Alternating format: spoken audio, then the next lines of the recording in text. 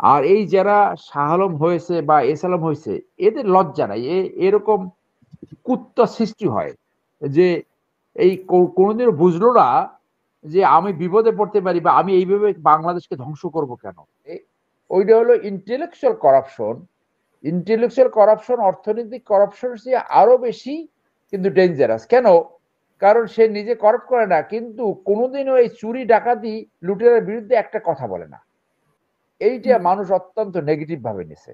এবং আমি যতগুলো সোশ্যাল মিডিয়া যাচ্ছে যে কমেন্ট গুলো দেখলাম, এই কমেন্ট গুলো সব তার বিপক্ষে আসছে। হুম, অর্থাৎ তার ইমেজটা মারাত্মকভাবে ক্ষুণ্ণ হয়েছে।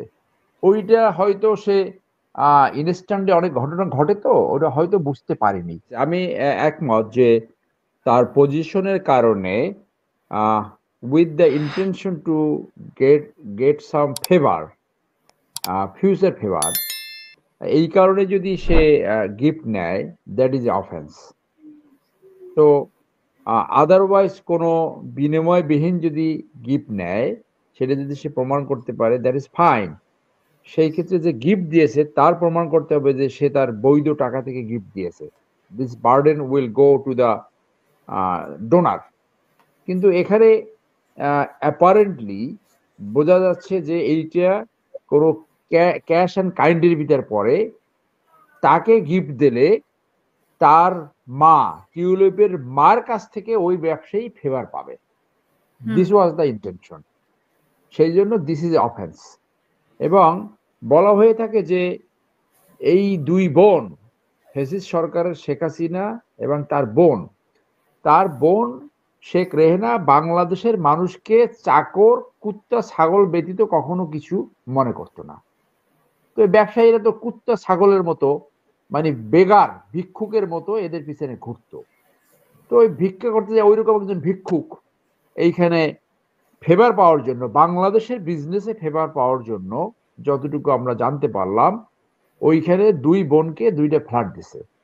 এইটা তো শুধু এইখানে না, এখান থেকে তো এই যে শাহ আলম, এই শাহ আলম তো ওরা যে এই আমি এটা এটা অত্যন্ত আনফর্চুনেট। তো ওই অংশটা আমি শেষ করি যে হুম, আহ, এই যে গিফট যে দিল এই এই ব্যবসায়ী, বাংলাদেশে যেহেতু রাষ্ট্রের বড় অংশ, বিশেষ করে যারা লুটেরা, তাদের নিয়ন্ত্রক ছিল শেখ রেহেনা।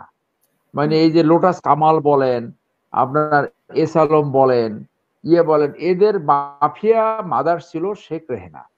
এই শেখ রেহেনাকে টাকা দিয়ে যা কিছু করা যেত, যেটা আমরা এখন তো সব জায়গায় দেখতেই পাচ্ছি, এটা এটা তো প্রমাণ আসছে। আর এই যারা শাহ আলম হয়েছে বা এস আলম হয়েছে, এদের লজ্জা নাই। এরকম কুত্তা সৃষ্টি হয় যে এই কোনোদিন বুঝলো না যে আমি বিপদে পড়তে পারি বা আমি এইভাবে বাংলাদেশকে ধ্বংস করব কেন। যে কাগজে কাগজে কলমের কোম্পানি বানায়। আপনি ভিয়েতনামে দেখেন এক লেডির এই একইভাবে এসালামের মতো এরকম ভুয়া কোম্পানি বানায় একটা ব্যাংক লুট করছে। ভিয়েতনামে ট্রায়াল কোর্টে তার ফাঁসি হয়েছে, আপিল কোর্টে সেই ফাঁসি বহাল রেখেছে।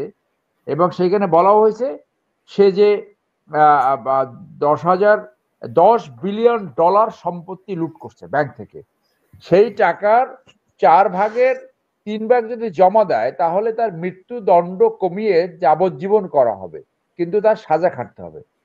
তো ভিয়েতনাম পেরেছে, আমরা পারি নাই। আমরা পারি নাই কারণ এখানে যারা এই বিচারের সিদ্ধান্তগুলো দেয়, রাজনৈতিক সিদ্ধান্ত ছাড়া কোনো ন্যায্য বিচার হতে পারে না, কোনো সঠিক বিচার হতে পারে না। সামাও রাদার 99% এই পলিটিশিয়ান আর ম্যানেজেবল। এখানে 5 টাকা থেকে যত অধিক টাকা দেবে সেইটা কোনো না কোনো ভাবে গ্রহণ করে। এইটার এক্সেপশন 1% থাকতে পারে, 1%। তাও আবার মনে করেন যে আব্দুল মান্নান অথবা ওই যে মতিয়া চৌধুরী মারা গেছে, ওই রকম সৎ থাকতে পারে। ওইটা হলো ইন্টেলেকচুয়াল করাপশন। ইন্টেলেকচুয়াল করাপশন অর্থনৈতিক করাপশন চেয়ে আরো বেশি কিন্তু ডেঞ্জারাস। কেন? কারণ সে নিজে করাপ্ট করে না, কিন্তু কোনোদিনও এই চুরি ডাকাতি লুটেরার বিরুদ্ধে একটা কথা বলে না। একটা কথা বলে, তাহলে তার সততার কোনো মূল্য থাকে না। তো আপনি ওই টিউলিপের জায়গায় আসেন যে এখানে সে এই দুইটা অফেন্সে জড়িয়ে যাবে। এবং আজকে যে খবর দেখলাম যে তাকে ওখান থেকে এক্সপেল করা হবে, তার মন্ত্রিত্ব থাকবে না। এটা না থাকলে আপনার লেবার গভর্নমেন্টই বেকায়দায় পড়তে পারে। আপনি জানেন ব্রিটেনে আমরা যারা লেখাপড়া করছি, আপনি ওখানে আছেন, হোম মিনিস্টার, হোম সেক্রেটারি তার ফিলিপিন্স থেকে একজন মেড সার্ভেন্ট আনবে। সেই মেড সার্ভেন্ট আনার জন্য একটা ফোন দিয়েছে দূতাবাসে যাতে একটু ত্বরান্বিত করা হয়, অ্যান্ড হি লস্ট জব। সে চাকরি কিন্তু হারাইছে। আপনি জানেন এই যে জনসন যে এই যে করোনার সময় পার্টি করার জন্য তার চাকরি চলে গেছে, আর নেতৃত্বে থাকতে পারেন নাই। ওইভাবে তারা ইথিক্স মেনটেন করে। সো সেই ইথিক্যাল জায়গায় সে ধরা পড়বে টিউলিপ, যে সে এইটা নিয়ে আবার মিথ্যে করছে। গিফট তো নিছি, সেটা বাই ক্যাশ আর কাইন্ড এই লোভে নিছে, এবং সে এইটা নিয়ে মিথ্যা বলছে যে সে গিফট নেয় নাই, প্রথম মিথ্যা বলছে। তার এই মিথ্যা ওইখানে ধরা পড়ছে। এখন বোধ হয় আপনার স্টার মার্ক এই এই জায়গায় পড়ছে যে তাকে সরাতে হবে, নাহলে তার সরকারি বেকায়দা পড়বে। সো দুর্নীতি ওই যে বলো না ঠাকুর ভাই, ন্যাচারাল জাস্টিস, ন্যাচারাল জাস্টিস কোনো না কোনো ভাবে আসবে। এখন আপনি বসুন্ধরা বলেন, যে দুর্ভাগ্য, আমার মনে হয় কি জানেন, বাংলাদেশ চালায় দুই ধরনের চালকেরা। একটা হলো বসুন্ধরা গ্রুপ, আর একটা হলো ড্রাইভাররা। বসুন্ধরা গ্রুপ আইনের উপরে থাকতে পারছে, যত বড় অপরাধ করুক না কেন, সাব্বির হত্যাকাণ্ড, এই মুনিয়া হত্যাকাণ্ড, মানে তাদেরকে তো ধরা তো দূরের কথা, মানে কেউ জিজ্ঞাসা করে না, বাংলাদেশের আইন তো তাদের জন্য প্রযোজ্য না। তো এটা কি রাজনীতিবিদরা কি মানে লজ্জা পায় যে কনসার্ন পুলিশ অফিসার, বিচার ব্যবস্থা লজ্জা পাওয়া উচিত। ওই থানার ওসির চাকরি কি করে থাকে? ইভেন 5ই আগস্টের পরে শাহ আলমের বিরুদ্ধে 10টা মামলা হয়েছে। শাহ আলমের রাইভাল এখানে এই রংধনু গ্রুপের যারা আছে, অন্য যারা আছে, তারা গ্রেপ্তার হচ্ছে, কিন্তু তার পশমও টাচ করছে না। শাহ আলমের পশমের এত বেশি মূল্য, তার পশম কেউ টাচ করতেছে না। পশম তো টাচ করতেই আছে না, জামাত যায় বললো তাদেরকে প্রোটেকশন করবে। বিএনপি ঘরানার কিছু সাংবাদিক যায় সব টেক ওভার করলো। এখন দেখলাম আবার বড়, আমি শফিক ভাইয়ের প্রতি আমার যথেষ্ট শ্রদ্ধা এবং অত্যন্ত জ্ঞানী মানুষ। আমি মনে করি যে ওনার এই ওইখানে কেক খাওয়ানোটা এইরকম রিয়াকশন হবে, এইটা হয়তো উনি ভাবতে পারেন। হয়তো সরল বিশ্বাসে তিনি গিয়েছেন, তিনি তার অবস্থান বুঝবেন, এবং আমি মনে করি সে একটা সাংবাদিক হিসেবে একটা সংবাদপত্রের বর্ষপূর্তিতে গিয়েছেন, এরকম বিষয়টা হতে পারে কিনা? আচ্ছা, বর্ষপূর্তিতে সেখানে যেতে পারে, কিন্তু বসুন্ধরা গ্রুপের শাহ আলমকে যেভাবে কেক খাওয়াইছে, এইটা মানুষ অত্যন্ত নেগেটিভ ভাবে নিছে। এবং আমি যতগুলো সোশ্যাল মিডিয়ায় আসছে যে কমেন্ট গুলো দেখলাম, এই কমেন্ট গুলো সব তার বিপক্ষে আসছে। অর্থাৎ তার ইমেজটা মারাত্মকভাবে ক্ষুণ্ণ হয়েছে। ওইটা হয়তো সে ইনস্ট্যান্টে অনেক ঘটনা ঘটে, তো ওটা হয়তো বুঝতে পারেনি। হয়তো তিনি রিয়েলাইজ করবে এবং এটার বিরুদ্ধে একটা অবস্থান নেবে। কিন্তু ব্যক্তিগতভাবে তিনি যে মত রেখেছেন সেটা তার ওপিনিয়ন। অফকোর্স ভারতের আইটেম পারস্পরিক যে রাষ্ট্র থাকে, কোনো এক্সপোর্ট ইম্পোর্ট বন্ধ করা যায় না, এটা দুই দেশের জন্যই।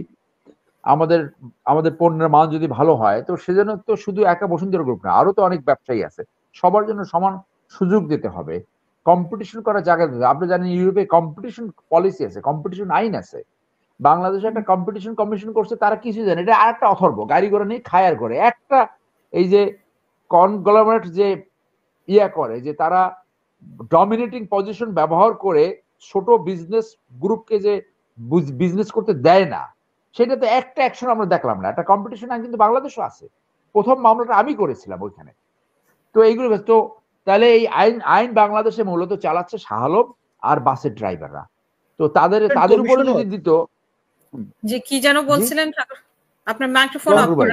একটা কমিশন আছে, একটা কম্পিটিশন কমিশনও আছে, এটা কোনো কাজ করে না। হ্যাঁ, কোনো কাজ করে না। তো সেই জায়গায় আমি বলি যে শাহ আলম কাছে আজকে শাহ আলম যে হাউজিং করছে, এই হাউজিং এর 80% জমির মালিক সেনা, এবং বাংলাদেশের জনগণকে কত মানুষকে যে ভোগান্তি করেছে, জমি বিক্রি করছে এক জায়গায়, 2 বছর পরে জমি শিফট করে দেয় আরেক জায়গায়, কারণ ওই জমির দাম বেড়ে নিচ্ছে। চাঁদাবাজি করে, তার একটা প্লট বিক্রি করতে হলে তাকে 50 লাখ টাকা চাঁদাবাজি করে। আলাদা ট্যাক্স সিস্টেম, একটা ফ্ল্যাট বিক্রি করলে প্রতি ফ্ল্যাটে 5 লাখ টাকা করে নেয়। আর এই টাকাগুলো দিয়ে এই লোভী দুর্নীতিবাজ চরিত্রহীন পলিটিশিয়ানদেরকে ম্যানেজ করে। সো আমরা একটা রাষ্ট্রের ভিতরে একটা রাষ্ট্র দেখতে পাচ্ছি, একটা দুর্নীতিবাজ ধর্ষক নিম্ন রুচির, যে বলেছিল আন্দোলনকারীদের তারা সন্ত্রাসী, তাদেরকে যে কোনো মূল্যে দমন করতে হবে, আর শেখ হাসিনার সাথে জীবনের শেষ দিন পর্যন্ত থাকবে, মরার একদিন পর্যন্ত, মরার পরেও থাকবে। তার সাথে হঠাৎ করে কত বড় ক্যাপাসিটি আপনি দেখেন, তারই দিয়ে রাষ্ট্র চালানো উচিত, এত ক্যাপাসিটি যে 4 মাসের ভিতরে সব ম্যানেজ করে ফেলেছে, তাকে এখন পর্যন্ত গ্রেপ্তার করা গেল না। এবং এই যে যারা ওখানে ভুক্তভোগী হয় তাদের কোনো কথা বলার কোনো জায়গা নাই, কোথাও আসে না। আমি যেহেতু বসুন্ধরা গ্রুপে 3টে মামলা করেছি, মুনিয়ার মামলা পরিচালনা করি, আমার কাছে মিনিমাম 100 ভিকটিম আসছে এই যে বসুন্ধরা মার্কেট থেকে, বসুন্ধরা এলাকা থেকে। কিন্তু যখন বলি যে আপনি মামলা করবেন কিনা, মামলা আর করতে চায় না, সাফার করবে সে কাজটা করতে হবে আরেকজনের। এর কারণও রয়েছে, ভয় পায় যে ওইখানে থাইকে যদি তাদের বিরুদ্ধে মামলা করে তাহলে কেন খুন হয়ে যায়, কারণ খুন তো ওদের কাছে কোনো ব্যাপারই না। এই যে